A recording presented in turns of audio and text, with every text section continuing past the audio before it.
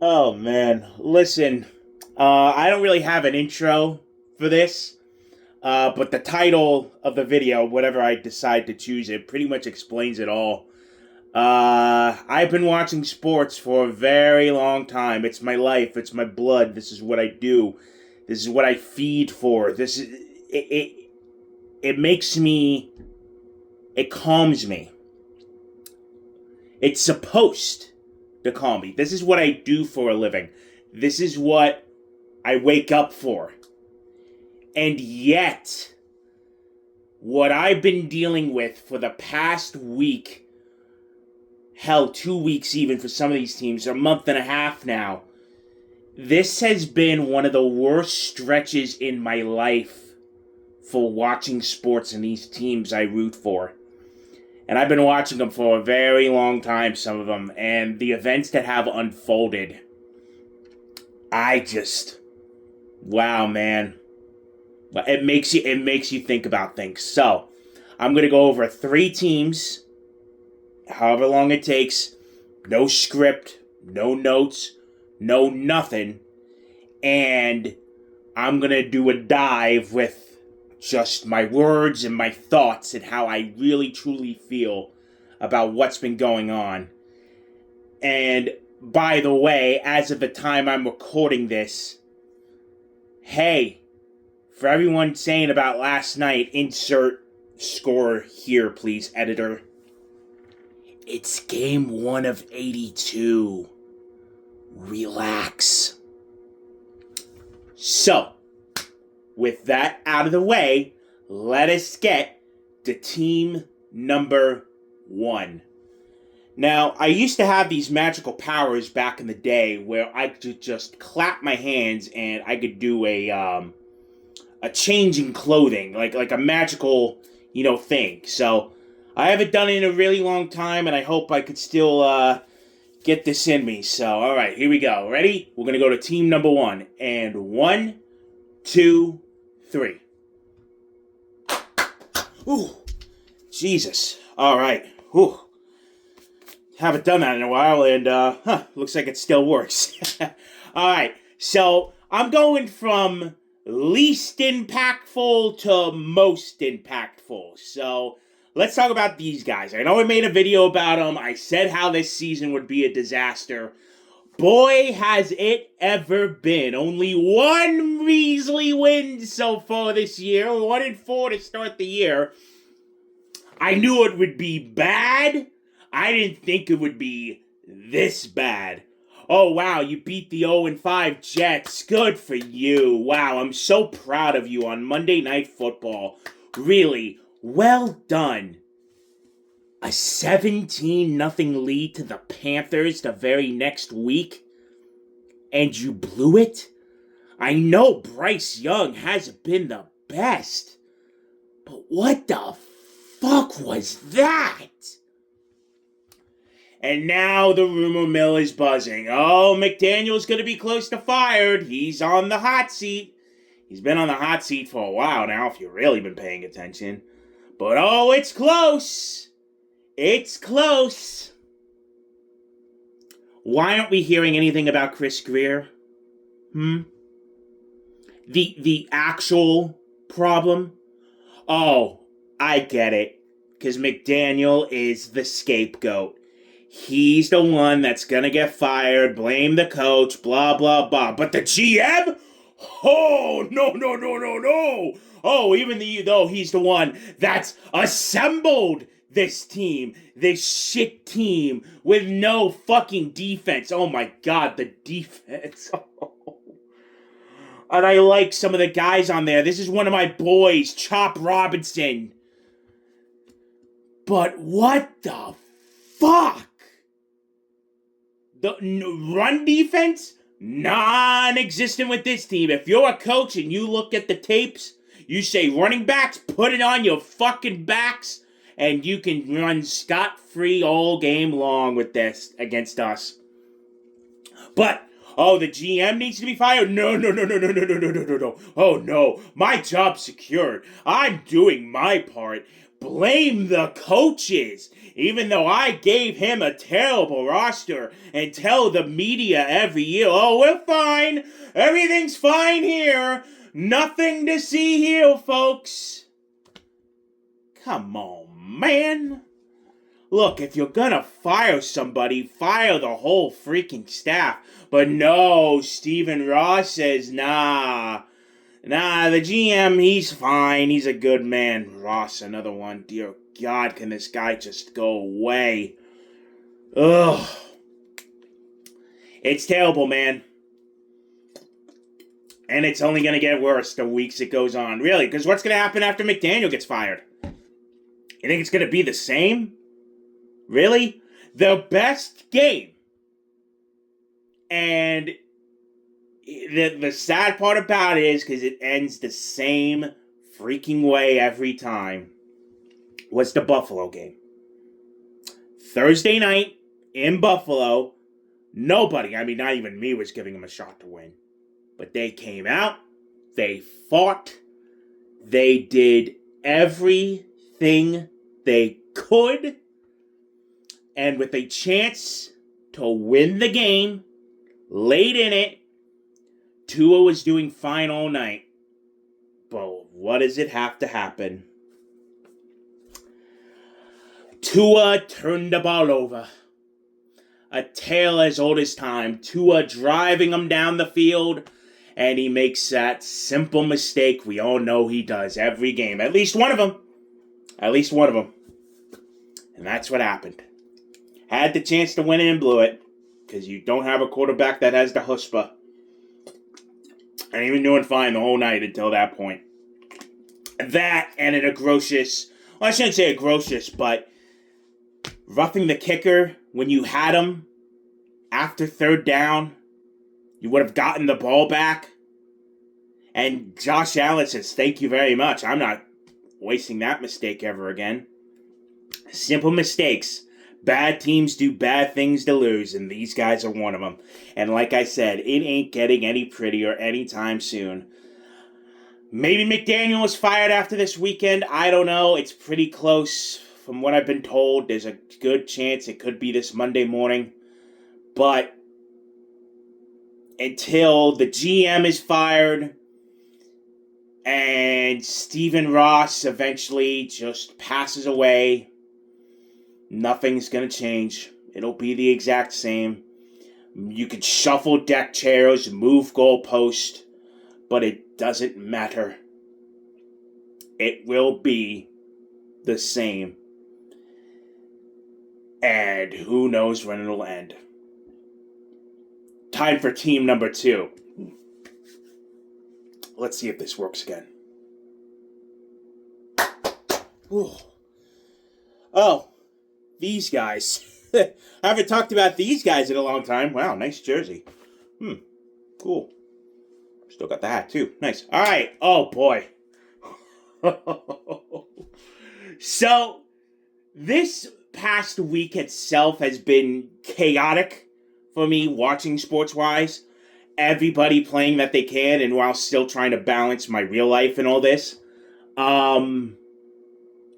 Games being scheduled with other things going on, yada, yada, yada. But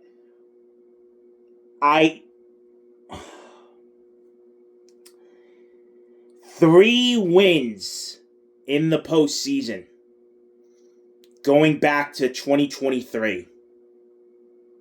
3.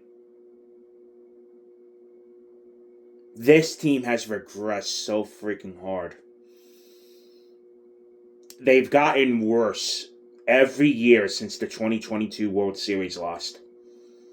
You lose in the NLCS, last year to the Mets, and whatever the fuck that was to the Dodgers.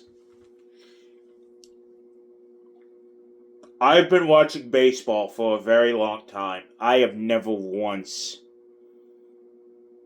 seen... Well, first off, in MLB baseball history was made last night when a walk-off occurs to win a playoff series on an error. an error causes a walk-off to clinch a playoff series. First time in MLB history that has ever happened.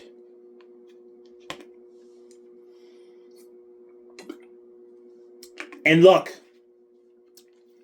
the Dodgers are obviously a better team. They are. Are you kidding me? They have freaking starters and closer and reliever roles. That's how good they are. That's how deep they are. God bless them for cheat coding the game where you can do that. It's a cheat code, and there's nothing you can do about it because they just have the star power, they have the bodies, they have the arms. But you need your guys to step up when it matters. And it was the thing I was worried about going into that series where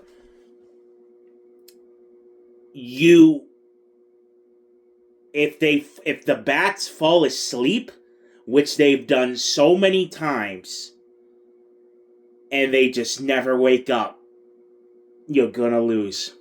The well is eventually gonna break. And yes, they got out to a 3-0 lead in game 1 and lost it. That was heartbreaking. That was bad. That's a painful loss. Because you were in control. You were in the driver's seat. And eventually the pitching fell off. That's a tough one. Game 2, you got slapped around. And you lose both games at home.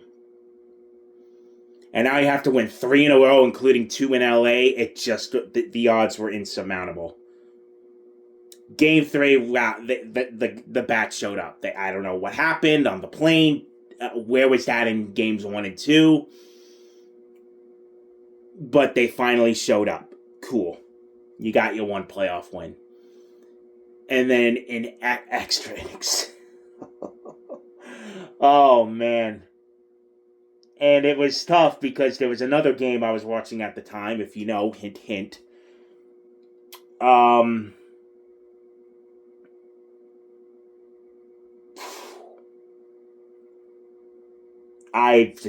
Wow.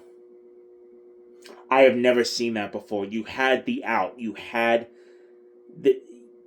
just throw it to first base. Throw it to first. And you live for another inning. They panicked. Kerkering panicked.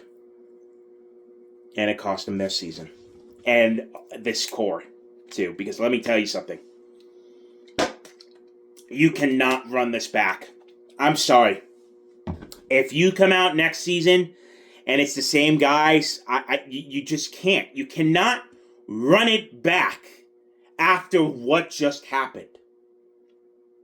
And there's some guys on this team that I love. I really do. I'm wearing one of them right now. His name is Bryce Harper.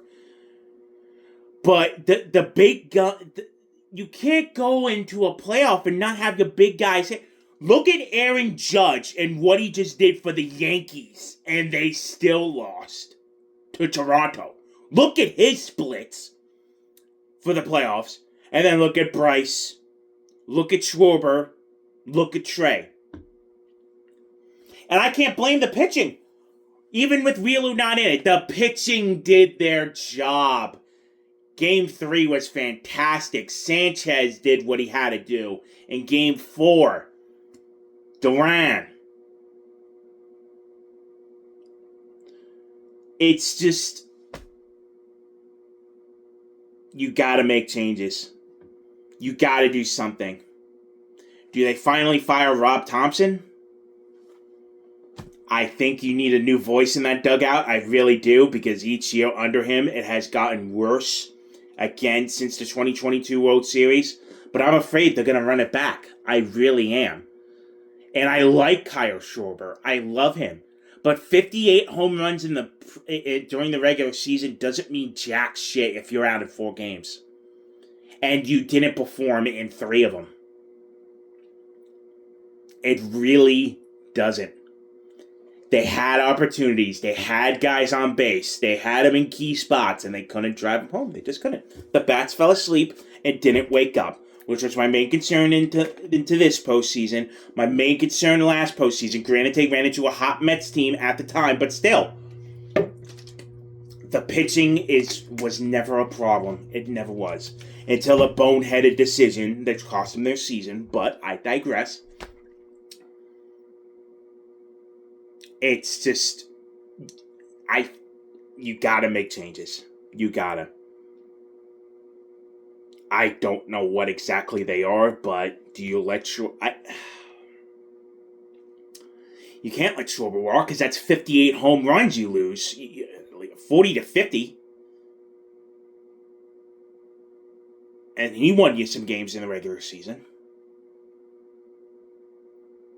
I don't know what they do. I'm really perplexed by this, and that's a bad one. That's a bad one. That really is. Because everything was right in front of you. And again, LA, the better team. I'm not saying they are better than the Dodgers, better than the Brewers, Seattle, who's playing in a Game 5 today, Toronto, who looks great. That's a tough one. That is a really tough one last night, and I had to really ponder and think about it for a while. And I couldn't even pay attention to it. Like literally, I'm trying to pay attention. I'm watching another thing, and it was literally like an hour after it ended where I really digressed and watched it, and I'm like, wow, okay, they fucked it up. They blew it.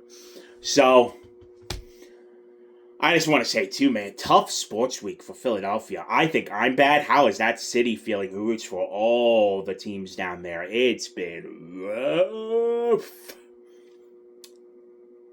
So, we'll see what happens. I just, that loss, that whole series, it's like, wow, okay. I really had to think about things for a little bit. So, see what happens. Hopefully it's for the best, but the summary of it, I don't know how you run it back. So let's get to our third and final team, and the most disappointing one out of all of them. Oh, you.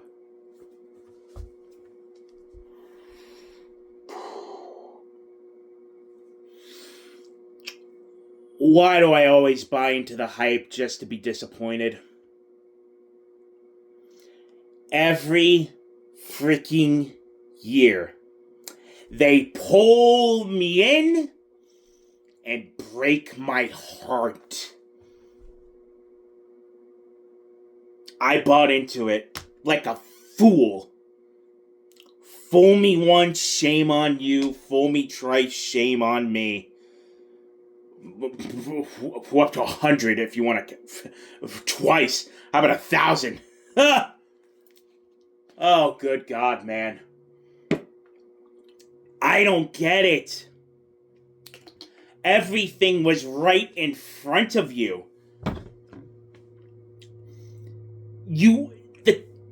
It was there. The talent. The preseason hype. Number 2 in the preseason. And you're done. It's over. It's done. You're unranked. The Oregon loss? Okay, fine. I get it. It's a heartbreaker. I know. And it just proves all the narratives correct. But UCLA the very next week? A team that fired their coach?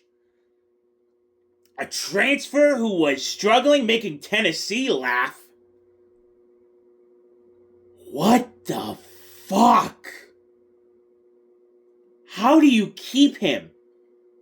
I get it. He needs $56 million to buy him out right now.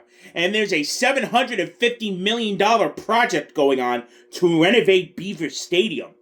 I get that. But how can you allow him on the plane and back in the building? After that, Drew Aller, you're another. And I'm talking about James Franklin before. Aller, dog. What the fuck, dude? People warned me after the Notre Dame game. And I'm like, yeah, okay, you have a point. But look, it's one mistake. Look, he's going into his senior year, second year with a new OC. Oh, he'll improve. He'll get better. Oh, good luck to the NFL GM that takes him in the draft, really. Good fucking luck. Because they're going to see, NFL GMs are going to see a tall, white QB with an arm. And that's prototype NFL quarterback. Good luck to whoever drafts him. No! Stop it! What are you doing here? I swear to God, if you draft Drew Aller, oh my God, dude. Dude, no, you don't, no, you shouldn't even have a job. Shoot. I'm sorry. Someone just popped up there and gave me the spooks. Oof. Talk about spooky season. Talk about Halloween season. Ugh. Anyways. Drew Aller, man. I think I figured it out. He's not fit for the Andy Kotelnicki system. I really don't. He's just... something's not clicking. Something with him and the OC. I don't know. It's the play calling, man. He's not fit for these plays. And for those that should have said, oh, they should have kept Beau Pribula. Here's the problem. Drew was decision-making to go to the NFL draft. And Pribula walked out in January because of these freaking transfer rules. Well, oh, you have to commit to a new program by this date to have eligibility. Pribula didn't have a choice in the matter.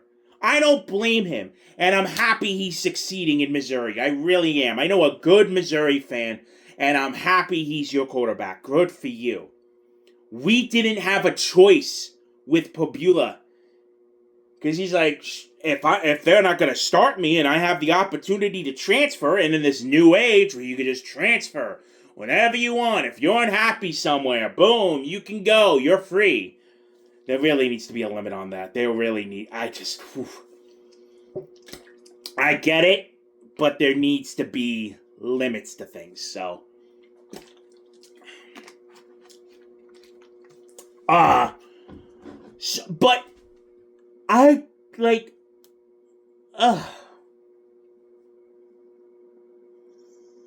didn't think it'd regress to this point. Singleton and Allen.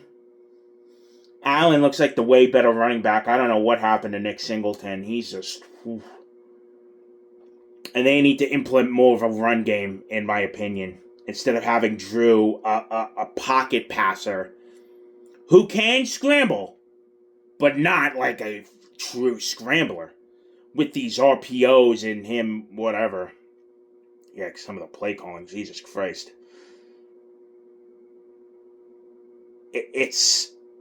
The defense is doing their thing. They're the only reason they were in games. And they can only hold for so long. Look at the Oregon game. They failed me once again. I bought into the hype.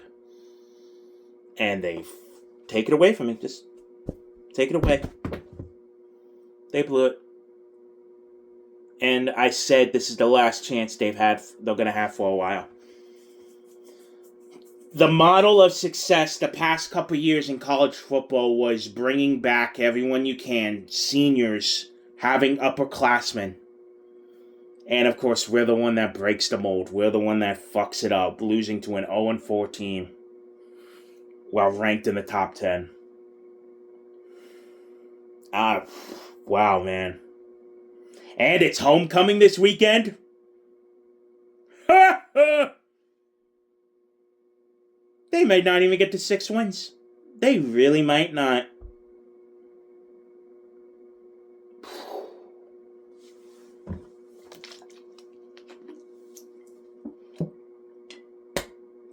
It's time for a new voice. It's time for... You gotta do something different. you gotta find someone who's willing to buy out Franklin. You really do. If there's a donor out there who could swing it, maybe do a payment plan, something. You gotta do something. You can't. It's time to let go. James did a good job building it to what it's been. It was rough there for a little bit. When he first came in, it was like, whoa. But 11 years later, granted it hasn't amounted to much playoff success, national champion success, a couple New Year's Six bowls, but man, that this is the one that stings the most, because again, I bought into it. I thought it would be different. I really would. I really did. They kicked me in the nuts again. And it didn't even get to Ohio State this year, which is the funny part. It's the fucking UCLA. And the thing is, these are the games where James Franklin's usually his bread and butter. Oh, he'll win the games he needs to win. Oh, that's never been a problem with him. It's when you face that top 10 ranked team, a team that's on par or better than you, that's where he struggles. And where he stumbles this year is a team that's 0-4 and fired their head coach. Oh, into a program that doesn't even care about football. They're a basketball school. There were 20,000 people inside the Rose Bowl. How do you lose to that, man?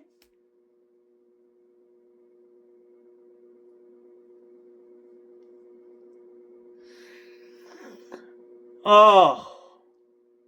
Garbage. Pure, unadulterated trash.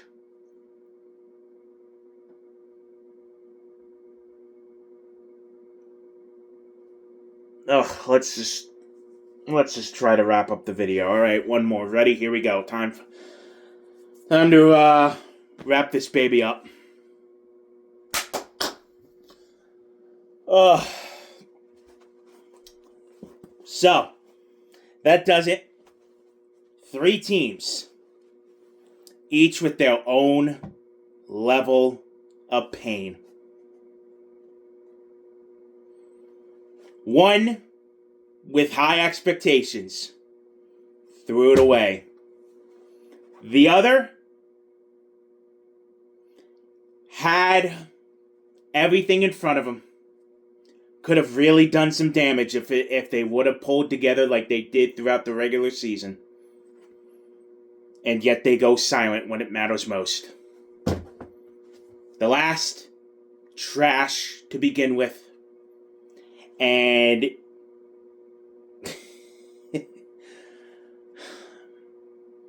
and they continue to be trash. And it won't change until the changes that we all know should be made, but they won't be done. So they'll remain the same for the rest of time. As I said in the intro, this is what I do. This is what I care for the most. And it doesn't help up here when they struggle. Granted, some you expect, but others, it just does things to you. It really does. I give my life, I give my soul, I give my heart, I give my passion. And when you don't get it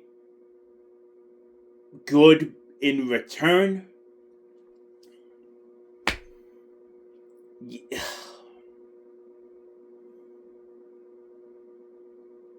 oh man, it's tough. It's really tough.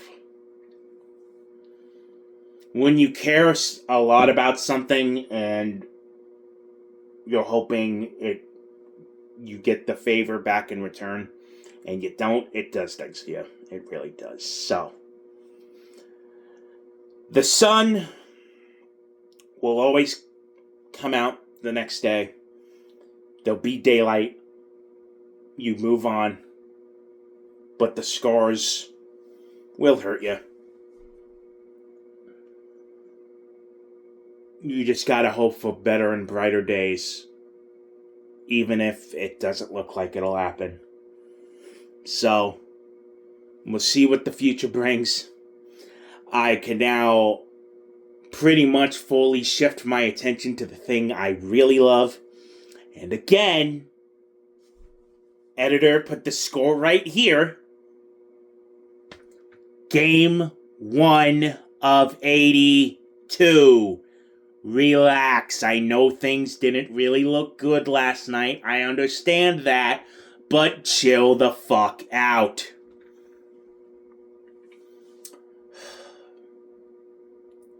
Anyways,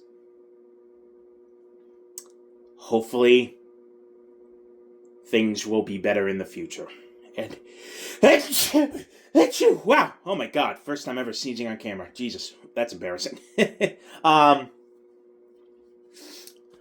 Anyways, just hope things can get better. That's all you can do. So, that's gonna do it for this one. Thank you all so much for watching this journey with me and how I explain how the teams and things for I love always just end up hurting me in the end. And yet I buy into it. I'm a fool.